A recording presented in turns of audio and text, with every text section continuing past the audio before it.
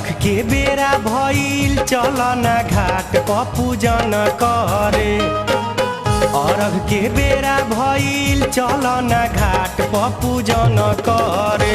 ओ दर्शन करे पटना के छठ घाट प पूजन करे कि अपना छठी मैया के दर्शन करे। अरघ के बेरा भइल चलना घाट प पूजन करे। अरघ के बेरा भइल चलना घाट प पूजन करे। दर्शन करे पटना के छठ घाट प पूजन करे। पटना के छठ घाट प पूजन करे। आरा के गामी घाट प पूजन करे।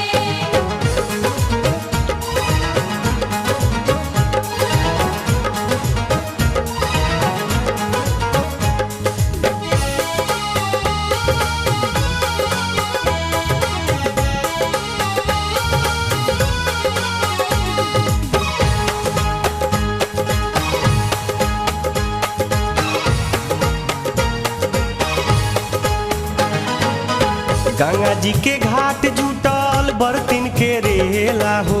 अरघ देत देखी मन हर्षेला हो। गंगा जी के घाट जुटल बर्तिन के रेला हो। अरघ देत देखी मन हर्षेला हो। पावन बाबेला चलो भगिया जगावे आ भजन करे। पावन बाबेला चल भगिया जगावे आ भजन कर। हो भजन कर पटना के छठ घाट प पूजन कर। काशी के शीतला घाट प पूजन करे। काशी के शीतला घाट प पूजन करे।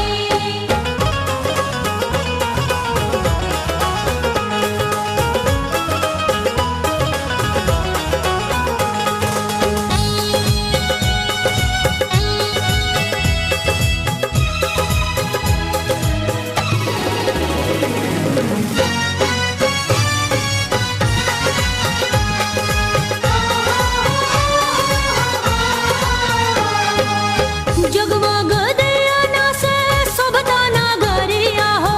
एक साथे व्रत करे राजा भिखरिया हो। जगमग दियाना से शोभता नगरिया हो। एक साथे व्रत करे राजा भिखरिया हो। गंगा जी के पनिया में कई के नहनिया ना मना करे।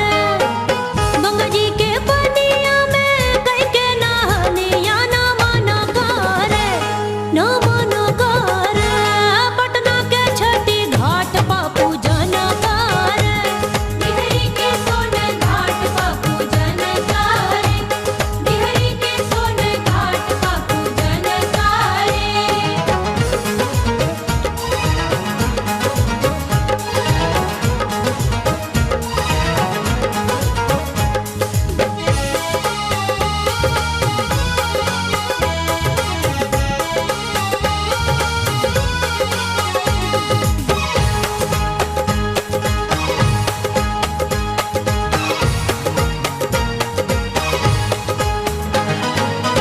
बहुते ह पावन छठी माई के बरतिया हो।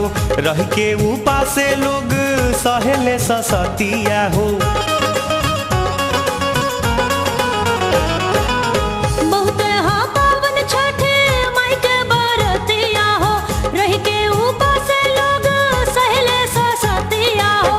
छठ करे खातिर मधु पढ़े से हमारो हो मन करे।